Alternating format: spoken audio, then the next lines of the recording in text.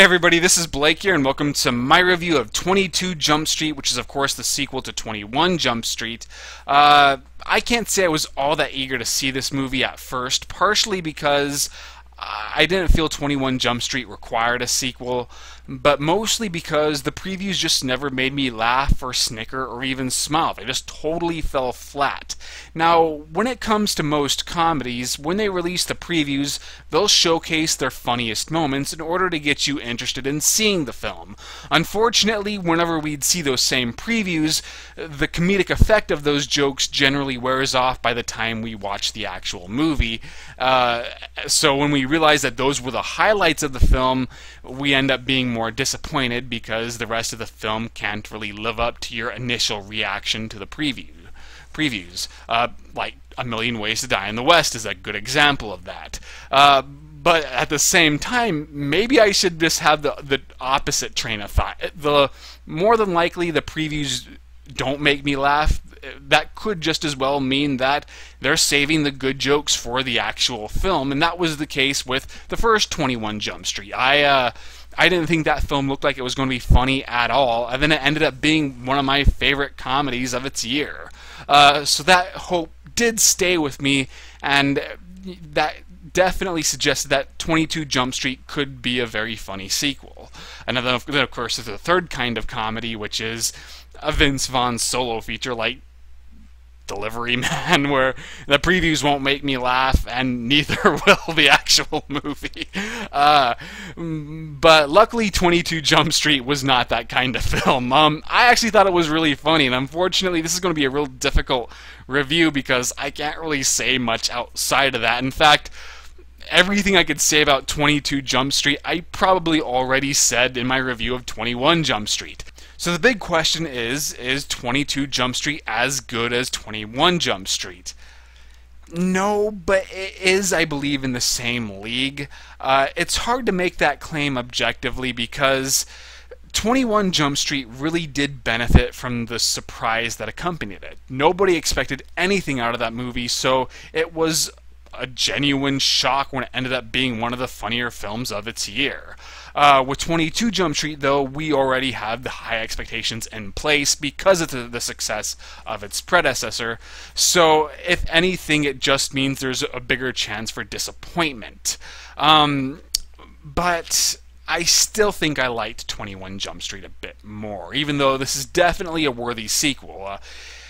But what can I say in terms of describing the comedy? Well, Jonah Hill and Channing Tatum have great chemistry. I'm not the biggest fan of either performer individually. I think Jonah Hill is a pretty good actor who can be funny, but when it comes to his solo efforts, shit like The Sitter just didn't really leave any lasting impression on me, and they weren't that funny even then.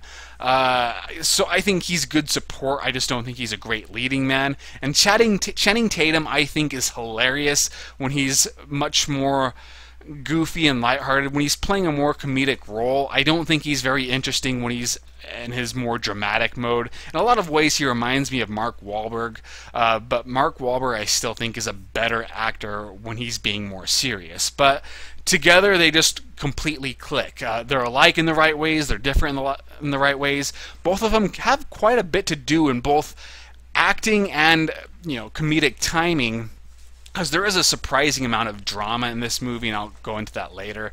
But generally, they had a lot of funny dialogue to work with, and they were put in a lot of funny situations that really utilized their talents. And there's other cast members too, but the only one who really stood out outside of the two main characters is Ice Cube, and he has a bigger role this time around, and I really liked him too. I thought he had a lot of fun, and it really shows on screen, and he has some great moments with Jonah Hill based on how the plot develops.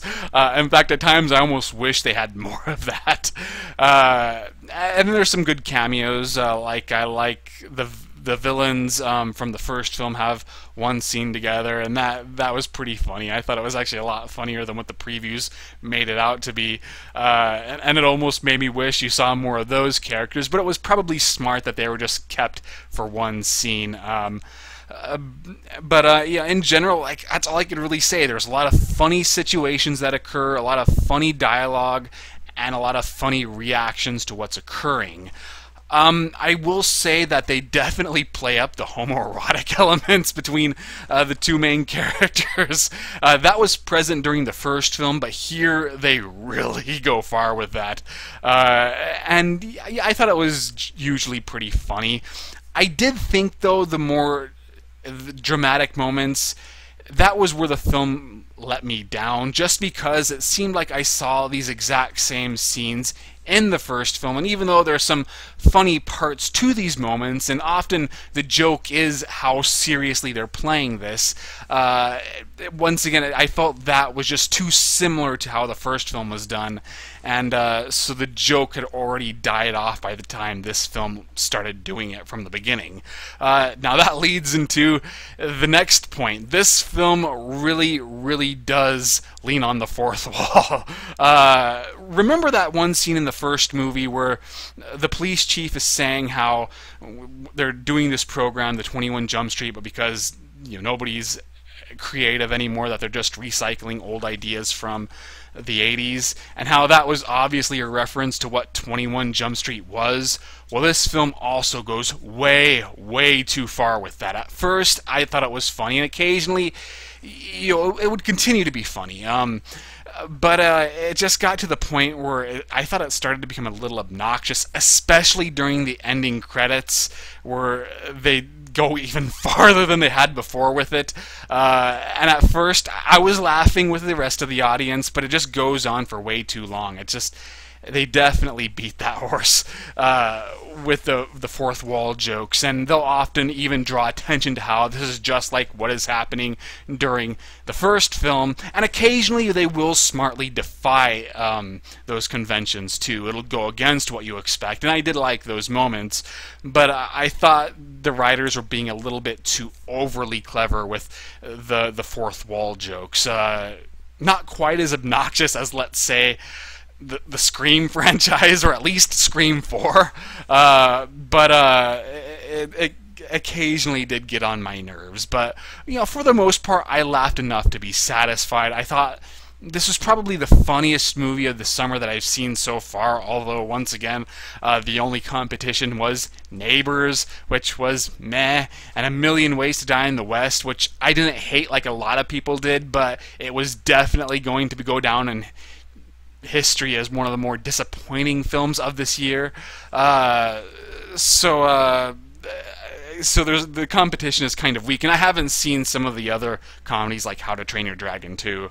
And I've heard that's better, but from what I've seen, I'd say 22 Jump Street is the funniest film of at least the summer so far. I'd have to go through an entire list to see if it's the funniest film of the year. But so yeah, I'd say watch it based on your feelings towards the first film. If you did not like the first film, you're not going to like this one. If you were kind of lukewarm in regards to the first film, then maybe wait until you could see this for free on television, or at best if you have like a Netflix account or something. And if you liked the first one but you thought it was more rental worthy, then wait till this one comes out on DVD. But if you were a big fan of the first one and you liked watching it in theaters, then definitely check this one out on the big screen. I thought, once again, it was a worthy sequel. Not as good as the first one, but I wasn't expecting it to be. So I was pretty happy with it. I did not do a written review, but I did do written reviews of The Grandmaster, which is a Yip Man movie, and I'm going to post one of The Iron-Fisted Monk, which is a Sammo Hung Kung Fu movie. Follow me on Facebook and Twitter, and that's really all I've got for now. I hope you enjoyed this video, and I'll see you guys later.